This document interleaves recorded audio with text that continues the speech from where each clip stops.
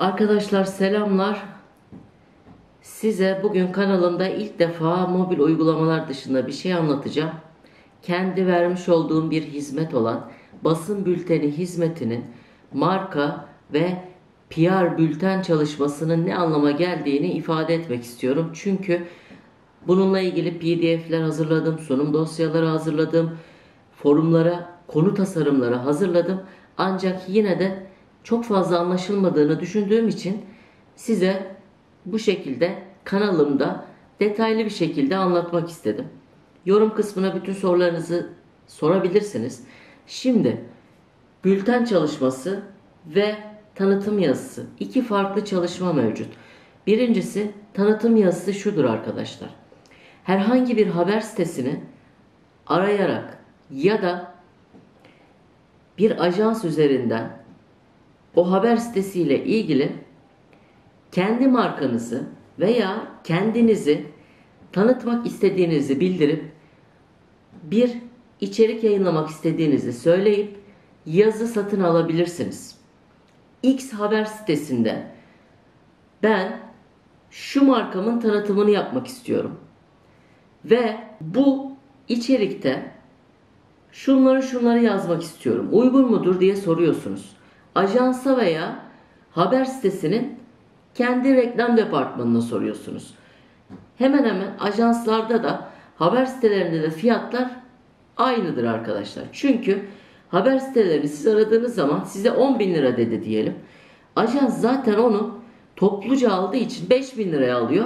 Size bazen daha bile ucuza satabiliyor. Bu benim verdiğim bir hizmet değil. Bu bazen gerekebiliyor. Şimdi bülten çalışması da böyle değil. Benim çalışmam tamamen markalara yönelik yapılan bir çalışma. Aslında kişisel markalara da yönelik yapılabilen bir çalışma. Ama ayrıntılarına geçmek istiyorum şimdi.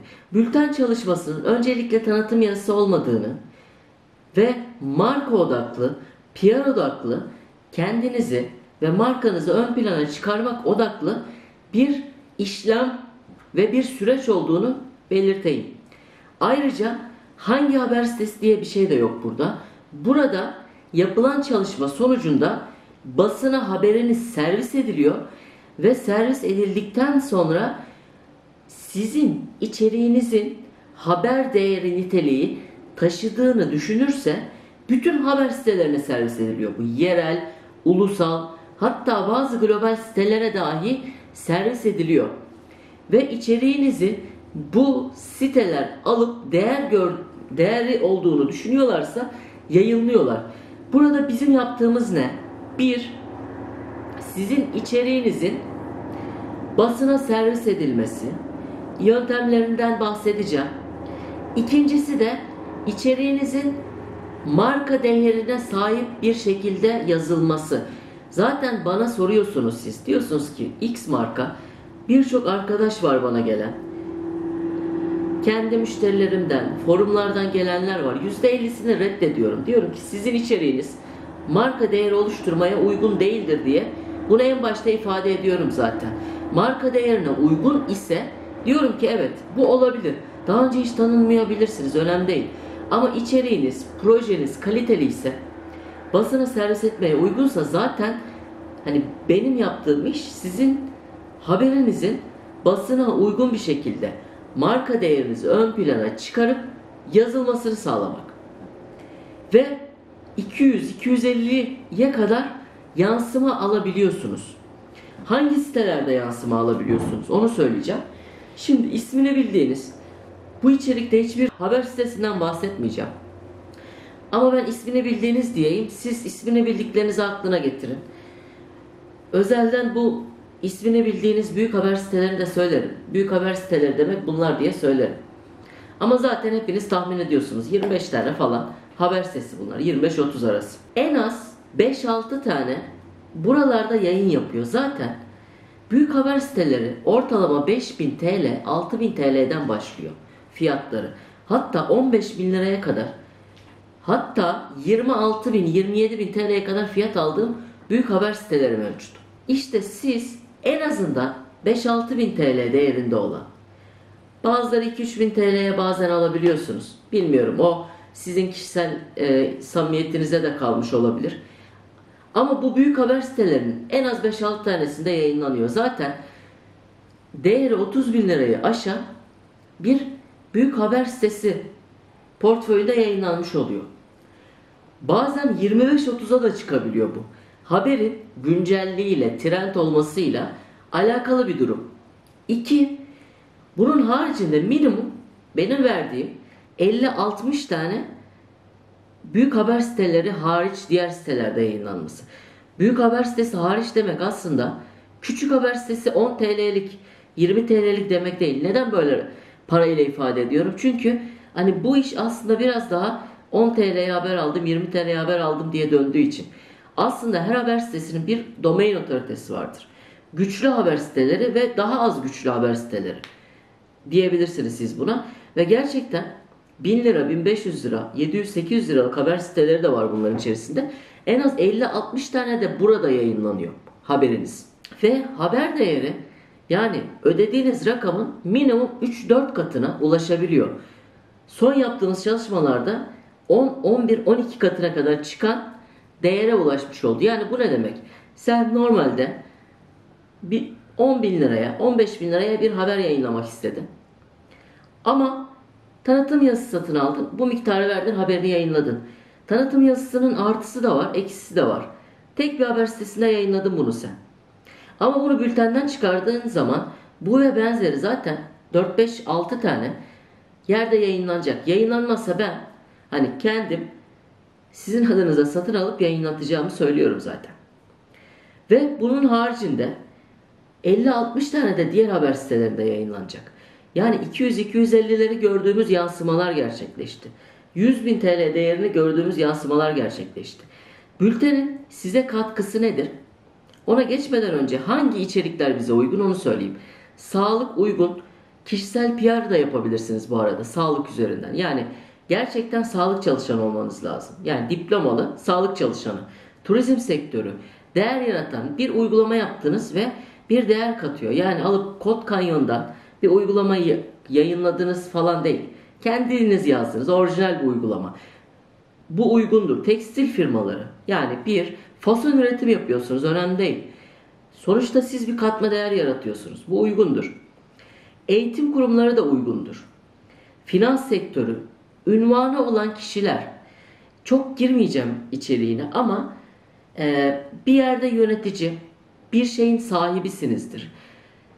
Bu uygundur. Kimya, petrol, enerji şirketleri, yatırımcılar, girişimciler, teknoloji şirketleri, bankacılık sektörü, gıda ve restoran zincirleri, yazılım firmaları ve sigorta şirketleri içerik yazmak için uygundur. Ayrıca projesi varsa kaliteli, en azından bana gösterebileceğiniz bir projesi varsa kripto, para sektörü de uygundur. Ama 3 taneden bir tanesini kabul edip ikisini reddediyorum, bilginiz olsun. Ses sanatçıları ile ilgili çalışma yapmıyorum. Çünkü yansıma sayınız 5-10'da kalıyor. Tanıtım yazısı almanızı tavsiye ederim. Ünvanı olmayan kişiler diyor ki kardeşim ben mavi tik için çalışma yapacağım. Benim bir ünvanım yok. Ben şu sitenin sahibiyim. Site bir teknoloji firmasına bağlıysa falan olabilir ama hani bir site kurulmuş kişisel blog olmaz yani. Hani bir ünvanınızın olması gerekiyor. İçerik üreticileriyle ilgili de bir çalışma yapamıyoruz. Çünkü yansıma sayıları çok düşük oluyor. Evet sen bir tasarım firmasının sahibisindir ve bir tasarım kanalın vardır olabilir. Ama tasarım kanalım vardır. Olmaz yani. Bu uygun değil. Eğlence ve medya sektörü de uygun değil. Çünkü medya sektörü zaten uygun olamaz. Rakipleriniz sizin tanıtımını yapmazlar yani. Farkını söylüyorum ben size. Eğer tanıtım yazısı alırsanız hani biz tanıtım yazısı yapmıyoruz onu söyledik. Tanıtım yazısı alırsanız tek tek tanıtım yazıları için ödeme yapmanız lazım. Ama burada sadece ana bir ajanstan haberinizi çıkaracağız. Oraya ödeme yapmanız gerekecek. Ve tanıtım yazılarının bazıları da sponsorlu yazar. Ama burada gerçekten haber değeri düşündüğü ise haber sitesi sizin haberinizi yapacak. Yani herhangi bir yerde sponsorlu yazmaz. Tanıtım yazılarında der ki kardeşim 6 ay sonra 1 yıl sonra kaldırabilirim. Burada öyle bir şey yok. 5 yılda kalabilir 10 yılda. Bu arada tanıtım yazılarında da kalabilir. Hani böyle bir şey yok. İçeriğiniz güzelse orada da kaldırmıyorlar. Ama burada tamamen gerçekten haber değeri düşündüğünü aldığı için Evet, yine kaldıranlar oluyor ama çok az bir kısmı bunu kaldırmış oluyor. Ve sizin içerikleriniz direkt viral olarak yayılıyor. YouTuber'lar alıp tanıtabilir, sosyal medya kanallarında tanıtılabilir, size röportaj teklifleri gelebilir, sizinle ilgili TV davetleri gelebilir. Bültende içeriği tamamen bana bırakmak zorundasınız. Çünkü gerçek haber yapmak gerekiyor. Yani şunu yapamayız. Apple'ın açığını bulan çocuk. Böyle bir şey yok. Bu yalan haber. Bu bültende uygun değildir. Bültende nasıl yapılır biliyor musunuz içerik? Şu şekilde anlatayım. Siz, örnek veriyorum, bir turizm şirketi sahibisiniz. 2021 yılının başlığı söylüyorum. İkinci çeyreğinde sağlık turizmine olan ilgi %73 oranında arttı. Bu başlık, bu doğru. Çünkü biz bütün verileri bakanlık sitelerinden, istatistik kurumundan veya daha önce haberi kaynakçalandırabileceğimiz büyük haber sitelerinden, Wikipedia'dan alıyoruz. Bu gerçek bir haber. Ama bunu söyleyen kişi bu turizm firmasının sahibi. Bu sene biz turizmciler olarak şöyle olduk. X turizm firmasının kurucusu, X kişisi dedi ki, devam ediyor. İsminiz geçiyor, firmanızın ismi geçiyor ve içerikte tamamen gerçek verilerle ilgili bir şeyler anlatıyoruz. Ve bunu anlatırken de zaten kendi markanızdan da bahsediyorsunuz.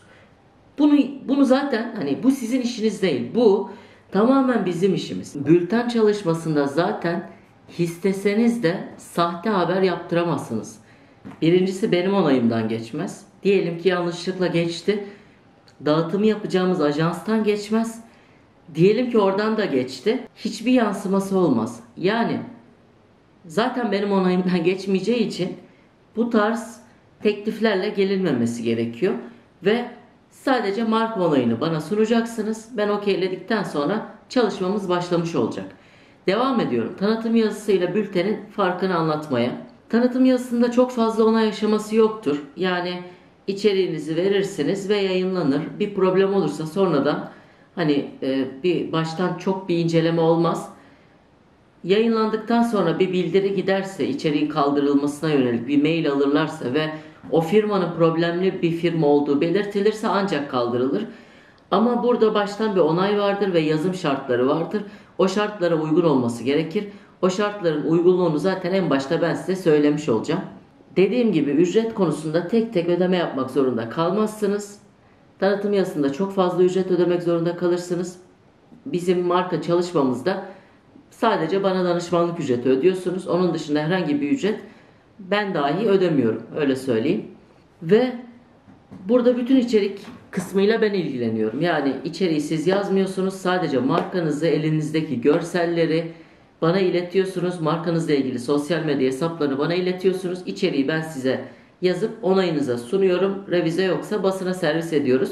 Süreçten şimdi bahsedeceğim. Tanıtım yazısının bir artısı var. Onu da söylemeden geçmeyeyim. Tanıtım yazısında istediğiniz şekilde anlaşmanıza bağlı olarak link ekletebiliyorsunuz. Başlıkta istediğiniz her şeyi geçirebiliyorsunuz. Hatta bazen sahte haber dahi yaptırabiliyorsunuz. YouTube'a yazın sahte haber diye. Sahte haber yaptırdık diye birçok video var. Sahte haber yaptırabiliyorlar yani. Apple'ın açığını bulduk. İşte Microsoft'tan $1 milyon ödül aldık. Böyle haber bile yaptırabilirsiniz yani. Şimdi çalışma şartlarını söylüyorum.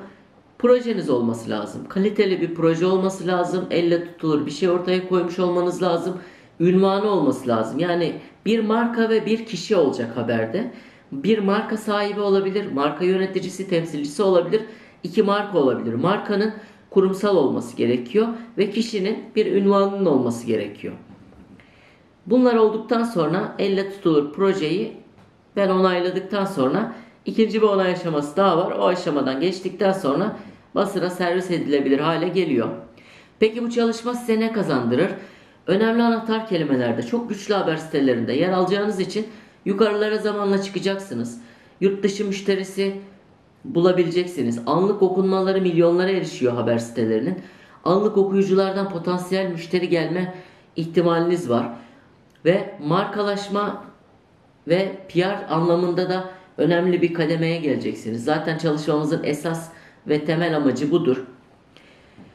Güçlü basın kuruluşlarına isminiz geçecek. Alıp bu basın kuruluşlarını kendiniz referans olarak sosyal ağlarınızda, web sitelerinde yansıtabiliyorsunuz. Bir hedef kitle belirliyorsunuz. Örneğin yurt dışından sağlık turizmi için bir müşteri hedeflediniz. Biz bunu haberde zaten hedefliyoruz. Detayları çok fazla vermiyorum videomuzda.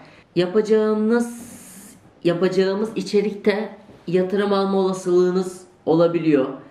Yatırımcıysanız size talepler, projeler gelebiliyor. Ve anahtar kelime konusunda tekrar belirteyim. Anahtar kelimeleri alıyoruz ve anahtar kelimeleri de haberin içerisine serpiştiriyoruz. Bu da çok önemli bir konu. Referans içerikleri sadece online yaptığımız toplantıda görebilirsiniz. Onu herhangi bir yerde yayınlamıyoruz. Nitekim siz de yaptığınız çalışmayı hiçbir yerde böyle sağa sola dağıtılmasını istemezsiniz. Bundan dolayı paylaşmıyorum. Ama bir online toplantı talep ediyorsunuz. Aşağıya bir WhatsApp linki olabilir veya başka bir form linki olabilir. Bırakacağım. Oradan toplantı talebinde bulunacaksınız. Süreç şöyle işliyor. Kişisel veya kurumsal markanızı bana onaylatıyorsunuz. Ödeme işleminin ardından bir metin iletiyorum size. Bir brief dosyası. Onu dolduruyorsunuz. Onu bana ilettikten sonra tekrar bir onaya gidiyor. Çıkacak ajansı belirliyorum ben. O ajans tarafından tekrar onaylanıyor. Onaylandıktan sonra bir içerik yazılıyor. Yazılan içerikten sonra sizin revizenize gidiyor. Eğer revizeniz yoksa direkt basına servis ediliyor. Revize talebiniz varsa birlikte revizeyi yapıp tekrar onaya gönderiyoruz. Onaydan geldikten sonra rapor almış oluyorsunuz ve faturanızı da en başta vermiş oluyorum. Ödeme ile birlikte faturanızı almış oluyorsunuz. Daha sonra size bir hafta sonra bir hafta sonra ikinci raporu vermiş oluyorum. Orada toplam haberinizin ne kadar değere ulaştığını görüyorsunuz. Artı ne kadar yansıma aldığını, bütün linkleri, sosyal medya yansımalarını, TV yansımalarını, basılı gazete yansımalarını görüyorsunuz. Ayrıca size burada işbirlikleri gelebilir. Televizyon teklifleri gelebilir. Röportaj teklifleri gelebilir. Böyle bir durum söz konusu olursa zaten ben size rapor haricinde de ekstra bir zamanda bunları da ayrıca iletişim sağlıyorum sizinle ilgili. İçerikle ilgili de detaylı bilgiyi birebir de vereceğim. Dinlediğiniz için hoşça kalın. Biraz uzun bir içerik oldu ama önemli bir konu olduğu için uzattım. Şimdiden hoşça kalın.